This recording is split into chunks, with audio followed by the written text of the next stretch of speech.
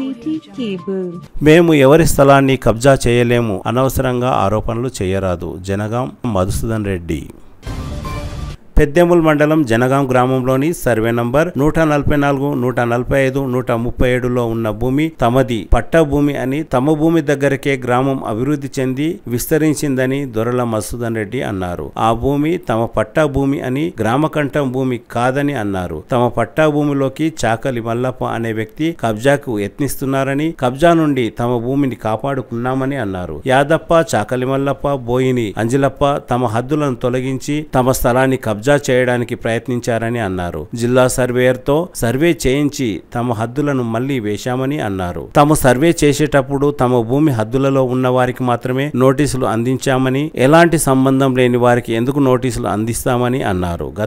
గతంలో housing DE Seetharamamma ఉన్నప్పుడు ఇందిరమ్మ ఇళ్లలో చాలా అక్రమాలు జరిగాయని, అందులో ఇవి కూడా ఉన్నాయని గుర్తు చేశారు. ఈ భూమి విషయంలో రెవెన్యూ, పోలీస్ తదితర అధికారులకు అవగాహన ఉన్నందునే తమకు మద్దతిచ్చారని, కానీ అధికారులను కూడా వారు దూషించారని, అది తప్పని మధుసూదన్ రెడ్డి సిటీ కేబుల్ ద్వారా వివరణ ఇచ్చారు. అందరికీ నమస్కారం. నా పేరు మధుసూదన్ రెడ్డి, మా నాన్న పేరు అంజల్ రెడ్డి. మాది పెద్దెముల్ మండల్ జనగాం విలేజ్.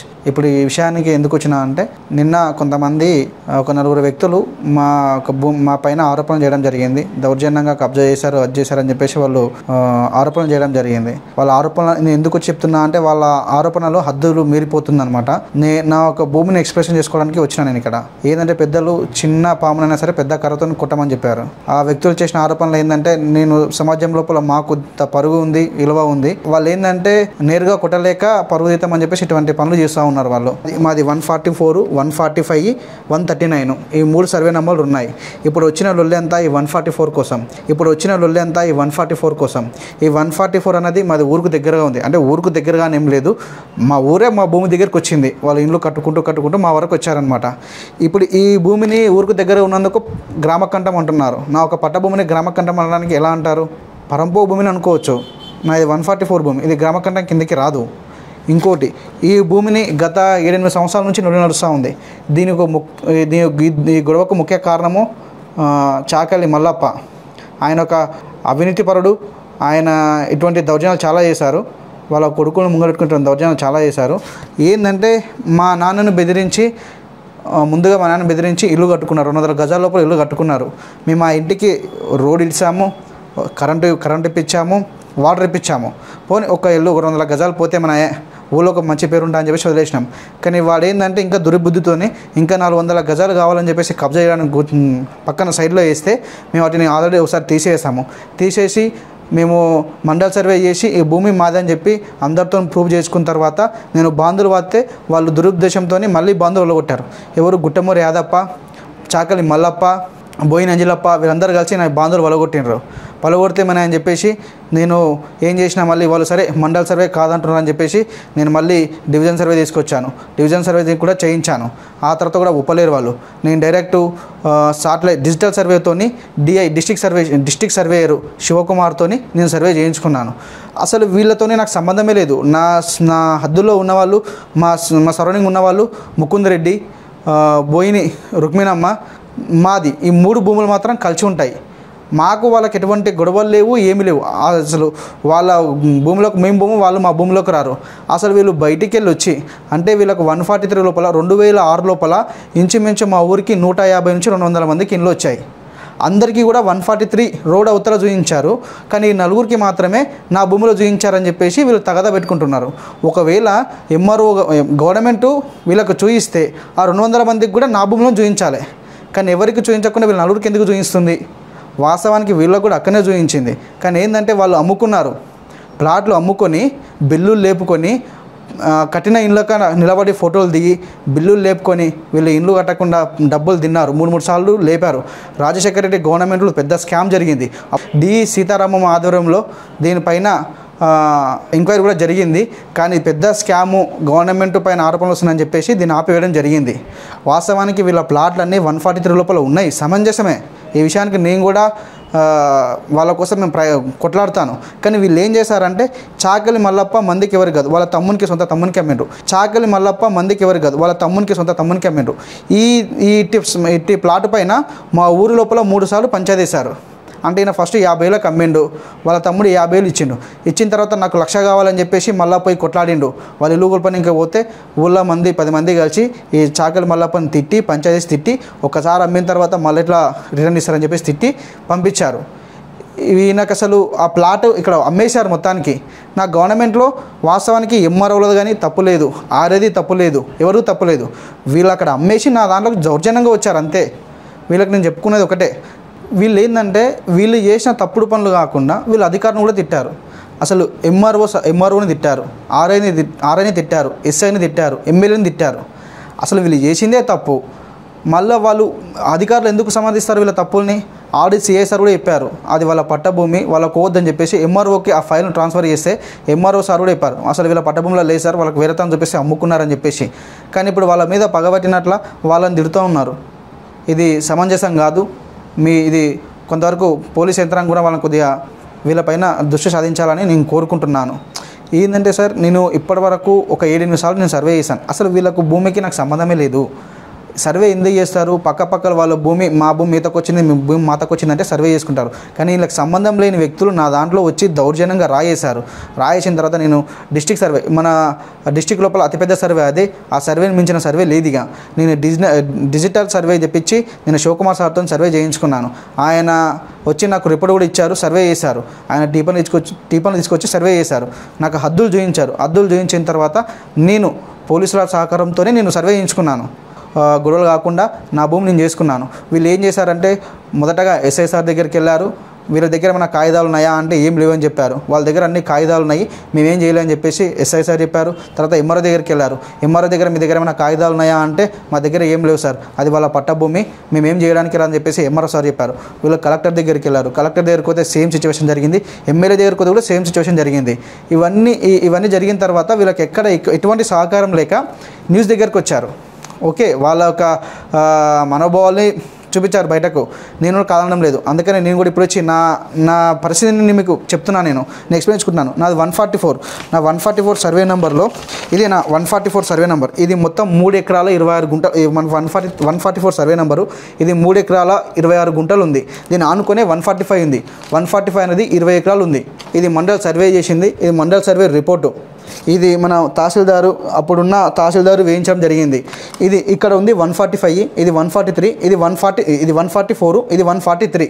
ఇంత క్లియర్గా తీసుకుపోయి ఆ చదువురానులకు చూపిస్తే వాళ్ళు కాగితాలు పడేసి నాకన్నా ఎక్క తెలుసా అంటారు. వాళ్ళు మేము ఇంత చదువుకొని కూడా మేము వేస్ట్. వాళ్ళ ముంగల ఎంఆర్ఓ వెళ్తే కూడా ఎంఆర్ఓ కూడా వాల్యూ ఇయ్యరు, వాళ్ళు విలువ ఇయ్యరు. అసలు వాళ్ళకు చదువురాదు ఏమంటారు కదా, చదువుకున్నానికి ఎన్నైనా చెప్పొచ్చు కానీ చదువురానికి ఏం చెప్పలేమని చెప్పేసి వాడు పట్టుకున్న కుందేలకు 3 కాళ్ళు అంటాడు. అటువంటి వ్యక్తులను మా దగ్గర ఆ 4 వ్యక్తులే. ఊరంతా కూడా ఎవరు ఏమనంది, ఈ 4 వచ్చి ఎందుకు ఇది చేస్తున్నారు మీరు ఒక్కసారి ఆలోచన చేయాలి. 200 మందికి ఇండ్లు వచ్చినప్పుడు, రాజశేఖర రెడ్డి హయాం లోపల ఇందిరాగాంధీ ఇండ్లు వచ్చినప్పుడు 200 మందికి వేరే సైడ్ చూపించి ప్రత్యేకంగా ఈ 4కి మాత్రమే నా భూమిలో చూపిస్తుంది గవర్నమెంట్. ఇది మీరు ఒక్కసారి ఆలోచించాల్సిన విషయము. ఇది panchnama report, digital survey, DI survey, district survey, panchnama report. ఇది టచ్ మ్యాపు. ఇన్ని రిపోర్ట్లు పెట్టుకొని, నేను పాస్బుక్లు పెట్టుకొని మా పేరు పైన ఉన్న భూమిని ఎందుకు భయపడాలి? నేను ఎవరి భూమి కూడా కబ్జా చేయలేను. ఇంకొక చిన్న విషయం అంటే ఒక 4 months 5 months జరిగిన విషయము.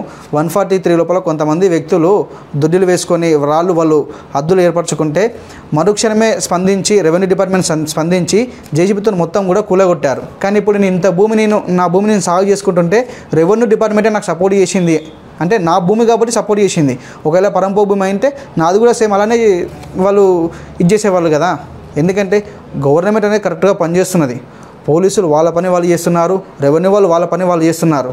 వాళ్ళకు మన మండలం లోపల ఉన్న 30 గ్రామాల లోపల వాళ్ళకి ఏ భూమి ఎక్కడ ఉన్నది వాళ్ళకి తెలుసు, మనకన్నా వాళ్ళకి ఎక్కువ తెలుసు. వాళ్ళు ఒక పంచనామా రిపోర్ట్ ఇచ్చిన తర్వాత చదవకుండా సంతకం పెట్టారు. వాళ్ళు చదివి దాని రికార్డు పరిశీలించి వాళ్ళు సంతకం చేస్తారు.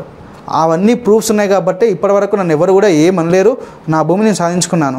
ఏం సార్ అంటే ఒకరు ఏమంటుండ్రు, ఒకరు 60 సంవత్సరాల నుంచి కబ్జాలో ఉన్నా అంటారు, ఒకరు 30 సంవత్సరాల నుంచి కబ్జాలో ఉన్నారంటారు, ఒకసారి మా తాత అమ్మిండి అంటారు, ఒకసారి మా నాన్న అమ్మిండి అంటారు, ఒకసారి గవర్నమెంట్ ఇచ్చింది అంటుండ్రు. ఒకసారి వీళ్ళు ఏంటంటే వీళ్ళు ఇల్లు కట్టకుండానే బిల్లులు లేపిండ్రు. అక్కడ మళ్ళీ బిల్లులు లేపిండ్రు కదా, మళ్ళీ ఇల్లు ఎందుకు లేవు అక్కడ? ఇది కూడా ఒకసారి ఆలోచించాల్సిన విషయమే. నేను ఈ సందర్భంగా తెలియజేస్తున్నాను.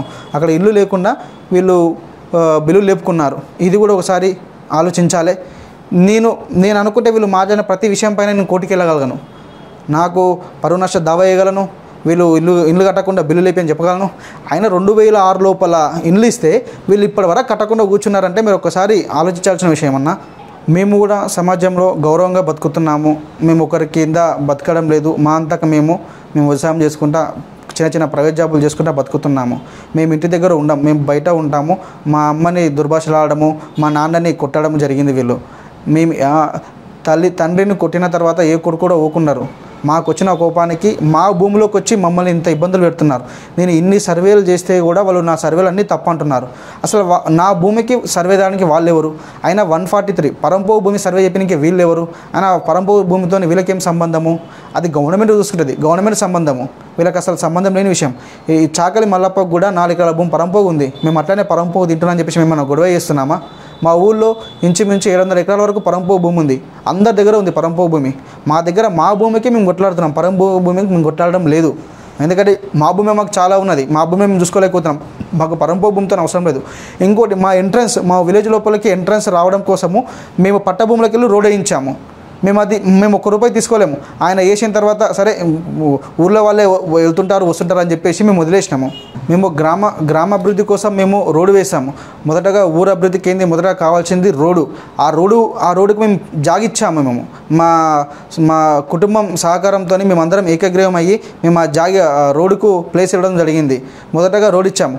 వాటర్ ట్యాంక్ కూడా మా పట్ట భూమిలోనే ఉంది. మేము ఇన్ని విధాలుగా సహకరిస్తున్నాము. స్కూలు కూడా కొంత భూమి మా పట్టభూమిలోకి వెళ్ళడం జరిగింది. మేము ఇన్ని విధాలుగా సహకారం చేస్తున్నాము. నేను పరంపోగు భూమికి ఎందుకు ఆశపడదు? నాకు పరంపోగు భూమి నాకేం అవసరము? నేను కొట్లాడేది ఒకటే, మా తాతల ఆస్తి మేము కాపాడుకోవాలనే ఒక విధానంతోనే మేము ఇది చేసుకున్నాం. మేము ఆ సర్వేలు రావడానికి కోసం కానీ మేము ఎంత తిప్పల పడ్డామో, మేము ఎంత కష్టపడ్డామో మాకు తెలుసు. అయినా మా సరిహద్దులో ఉన్న వాళ్ళకు సర్వేర్ అంటే ఆయన నోటీస్ ఇస్తారు. వాళ్ళతో పంచనామా కాపీ చేసినప్పుడు వాళ్ళతో సంతకం పెట్టించుకుంటారు. వీళ్ళకి సంబంధం లేని వ్యక్తులకు ఎందుకు ఇస్తారు? ఆయన సంబంధం లేని వ్యక్తులకు ఎందుకు చూపించాలి? నా సరిహద్దు వాళ్ళతో నాకు సంబంధము. వీళ్ళు ఆ జాగాలకు ఎక్కడంటే సంబంధం లేదు వాళ్ళకు. అసలు ఆ జాగాతోని వీళ్ళకు పనే లేదు. అసలు అక్కడ ఖాళీ ప్లేస్ కనిపించేసరికి దౌర్జన్యంగా వచ్చి రాయేయడము, గోడలు లేపడము ఇవన్నీ చేశారు. వీళ్ళు కబ్జా చేసుకున్నారు, అమ్మిండ్రు. ఇది కూడా అట్లా అమ్మదమని చూశారు. కానీ వాళ్ళ పప్పులు మా దగ్గర ఉడకలేవు. ఎందుకంటే నేను నిజాయితీగా నీతిగా ధర్మం అనేది ఎప్పటికైనా ధర్మం అనేది గెలుస్తున్నారు. నన్ను ఇంచుమించి ఇన్ని సంవత్సరాలు మమ్మల్ని తిప్పలు పెట్టారు, కష్టపెట్టారు. మేము బాంధులు వాతడము, పలగొట్టడము, సర్వేని తీసుకురావడము, వాళ్ళు 4 మంది కలిసి సర్వేకి ఇట్లా ఇచ్చేసి చెప్పి మేము లేనప్పుడు రప్పించి ఏదో కొలవడము. అసలు నా భూమికి వచ్చినప్పుడు నేను దగ్గర ఉండాలి, నా సరిహద్దుల దగ్గర ఉండాలి. వీళ్ళతో నాకు సంబంధమే లేదు. అసలు నాకు ఇప్పటివరకు రెవెన్యూ డిపార్ట్మెంట్ కానీ అందరు అధికారులు కానీ నా ఒక భూమికి నాకు సహకరించారు. అది పరంపు భూమి కాదు కాబట్టి, నా పట్టభూమి కాబట్టి నాకు అందరూ కూడా సహకరించారు. ఇప్పటికైనా వాళ్ళ సహకారాలు నాకు అందాలని కోరుకుంటున్నాను. ఈ నలుగురు వ్యక్తులను కొద్దిగా దృష్టిలో పెట్టుకొని వీళ్ళపైన కొద్దిగా ఏమైనా చర్యలు తీసుకోవాలని కోరుకుంటున్నాను. ఎందుకంటే వీళ్ళు పలు అధికారులను వీళ్ళు బూతులు మాట్లాడడం జరిగింది. వీళ్ళని ఈ విషయంలో నాకు కోపం వచ్చిందంటే నా భూమి కాడ అధికారులను తిట్టినందుకు నాకు కూడా కొద్దిగా బాధ అనిపించింది. ఎందుకంటే వాళ్ళకు అన్ని విషయాలు తెలుసు కాబట్టి వాళ్ళు రాలేరు. ఎందుకంటే ఇంతకుముందు పరంపోగు భూమి కబ్జాయినికి వచ్చినప్పుడు వాళ్ళు ఇమ్మీడియట్లీ స్పందించారు. రెవెన్యూ డిపార్ట్మెంట్ అనేది చాలా తొందరగా స్పందిస్తుంది. కానీ మా పట్టభూమి ఉన్నందుకు ఎంఆర్ఓ గారు కానీ అధికారులు కానీ నాకు సహకరించారు. నేను ఈ విషయాన్ని ఎందుకు తెలియజేసుకుంటున్నా అంటే మా పైన వాళ్ళు ఎన్నో ఆరోపణలు చేశారు. వాళ్ళు బాటలు కూడా దౌర్జన్యం చేశారు, మమ్మల్ని భయపెట్టారు. మా విలేజ్ లోపల మా అన్న, మా నాన్న, మా అమ్మ ముగ్గురే ఉంటారు. వాళ్ళని భయపెట్టారు, వాళ్ళని కొట్టారు, పలుసార్లు కొట్టారు. నేను ఏంటంటే గొడవలు కాకుండా చేసుకోవాలనుకొని చేసుకున్నాను. నేను ఎవరిని కూడా కొట్టలేదు, చేయలేదు. వాళ్ళు ఎన్నో సృష్టిస్తున్నారు. ఆ భూమి అంతా వాళ్ళు తీసుకుందామని చెప్పేసి ఎన్నో సృష్టిస్తున్నారు. అయినా పరంపోగు భూమి ఒకవేళ అక్కడ పరంపోగు భూమి వచ్చినా కూడా వీళ్ళకి సంబంధం లేని వ్యక్తులు వీళ్ళు. అసలు పరంపోగు భూమి తీసుకుని వీళ్ళు ఎవరు? ఇటు కార్యక్రమానికి నాకు ఇంత అవకాశం ఇచ్చినందుకు సిటీ కేబుల్ న్యూస్ వాళ్ళకు నా పైన ఇలా విధంగా నాకు సహకరించాలని అధికారులకు నేను చేతులెత్తి నమస్కరిస్తున్నాను. నేను ఏమైనా తప్పులు మాట్లాడుంటే నన్ను అందరూ క్షమించగలరు. City Cable.